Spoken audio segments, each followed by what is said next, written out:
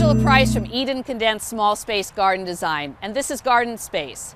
So questions come in about what are some good tomato plants to plant on the West Coast. Now I live in Los Angeles, but I live more inland in a valley. But if you happen to live closer to the ocean, there's a couple of things that you want to look for when you're planting tomatoes. Usually on the West Coast in the early summer, there's a lot more fog and a lot more dampness, which is not great for tomato plants because if it gets too damp, they can get mildew, and also they need full sun and consistently warm temperatures. So if you live closer to the ocean, you'll probably be putting your tomato plants in a little bit later, sometimes as late as the beginning of June, because you're going to have more sun once you get a little later into late spring, early summer.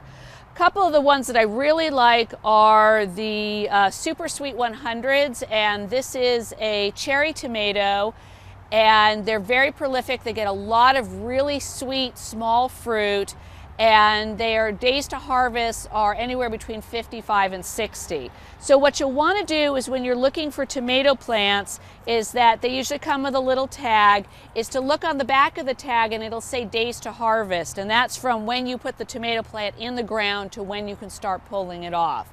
And usually you want to try to find early tomatoes that are between 55 and maybe 65 days. Another one that I really like is the San Diego tomato.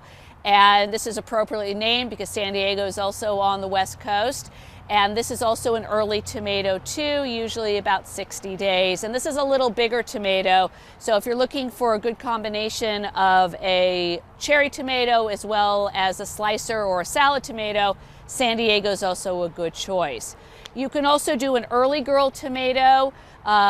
Those will also come to fruit around about 60-65 days as well. And to make sure that you're planting them in an area where you have full sun and sometimes even close to a wall so you get that radiant heat too, and that'll keep the temperatures up and you'll have successful tomatoes. If you have any other questions about what tomatoes are great for the West Coast, please contact me at www.edencondensed.com. Thank you very much.